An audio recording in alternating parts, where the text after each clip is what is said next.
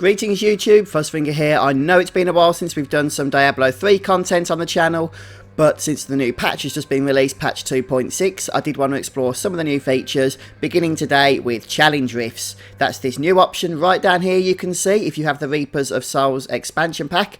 So do come and join me as we explore this new feature in this video. If you enjoy watching, don't forget to let me know in the comment section, hit the like button and be subscribed to my YouTube channel for more.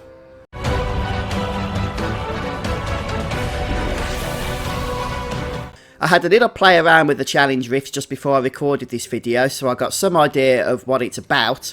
But basically, you play through a rift that another player on, I assume on your realm, as in like EU or America or whatever the case may be, has played, and you use their character, their equipment and their skills to do so, and you have to try and beat their time, which in this case is 6 minutes 43. And I believe this updates in 5 days and 6 hours. So if you log on to the European servers now, at least within 5 days of me recording this video, then you will be playing exactly the same rift with exactly the same character that I am about to show you. So we go ahead and select Start Game. You can also do this in groups, by the way, if you don't want to play solo. And you'll all be playing the same character, in groups of up to 4, of course. And the good thing about Challenge Rifts is even though you're playing somebody else's character, if you actually go ahead and succeed at beating their time, then you can actually collect a reward, kind of like a bounty cache, which you can then send to any of your other characters, which contains crafting materials, blood shards, and things of that nature. So, in the Challenge Rift hub, you can have a play around with the build. Not ready yet. There's a few respawning monsters on either side which you can attack and just get a feel for the character, so you know what you're doing before you head into the rift itself. It doesn't take anything like rift keys in order to access the challenge obelisk.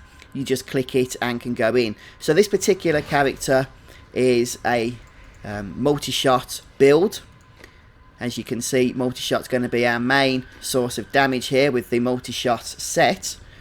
The full 6 pieces of that is available thanks to the Ring of Royal Grandeur. I'm guessing this was a character that was in the process of building up their equipment. We're only using not the highest level of gem, and also a lot of the stuff isn't socketed, such as the weapon for example, and various other pieces as well. And the gear itself is suboptimal.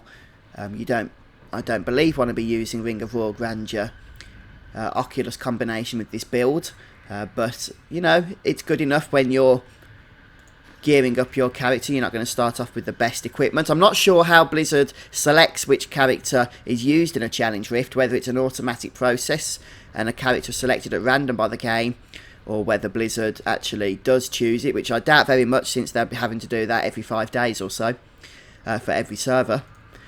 But when we're ready, we're just going to go ahead and select the Challenge Obelisk. And this is the exact same rift with the exact same monsters, the same layout as the player that completed it previously. You can see on the interface over on the right hand side, we have the timer bar, which we're used to from normal rifts and greater rifts. But it's got a slightly different look to it for the Challenge Rift here. And the blue bar is the progress we've made, and then the hourglass that's just to the left of the progress we've made is the time we have left to complete it in order to beat the player's time. So we're just going to race through as quickly as we can here. It's a little bit unfortunate because this guy was still gearing up that we don't have Vengeance on a permanent cooldown. Sorry, off permanent cooldown. I know what I mean, I'm sure you do too. Which means we do need to try and make maximum use out of it. I believe multi-shot does more damage the further you are away from the enemy, although that might be dependent on jewellery rings, no, gems even. The Stone of Vengeance, I think, is the cause of that, which we don't have, so I'm assuming it's not going to matter how far we are away when we cast multi-shot. So while we have the channeling piling up, we want to just make use of our Vengeance. And that timer that we have to beat obviously includes killing the Rift Guardian as well. Okay, so we get one shot in those. Probably should have guessed that.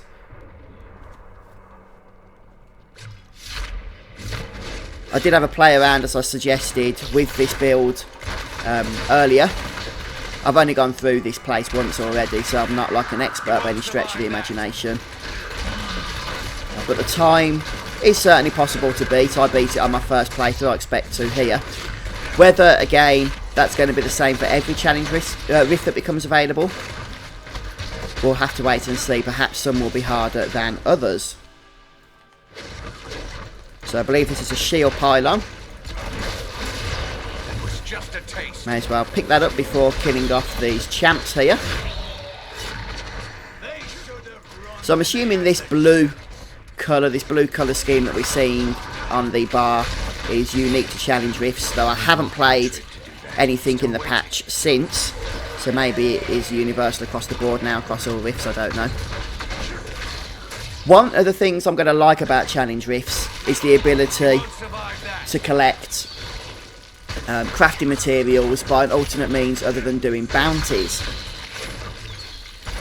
Bounties are basically the bane of my existence. I find them terribly long-winded and boring. I'll do them from time to time in order to, you know, collect season journey achievements and, you know, for obviously crafting materials up until this point. But it's nice now that challenge rifts have given us that alternative means of collecting such materials. And I think I've gone a different route this time, because I'm pretty sure this is where the Rift Guardian spawned for me on my previous attempt. And since it hasn't done so on this occasion, I've obviously gone a different route because we haven't yet fulfilled or filled up the bar. Still waiting. Since I know they one shot, I don't want to walk into it.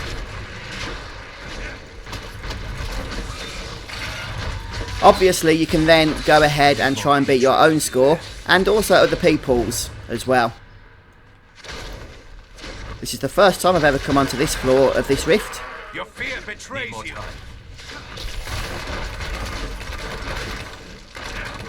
So we are running a little bit low on time here, actually. Let's see if we can just quickly move ahead through the Rift Guardian when it spawns.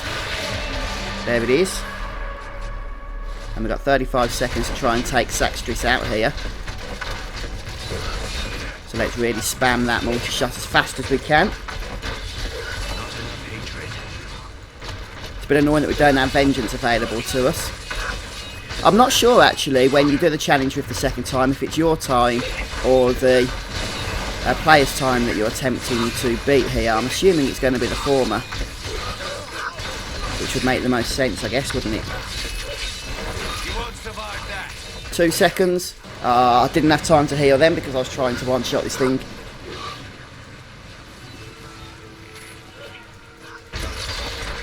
There we go. I'm guessing it's your own time that you have to beat. I need to go back.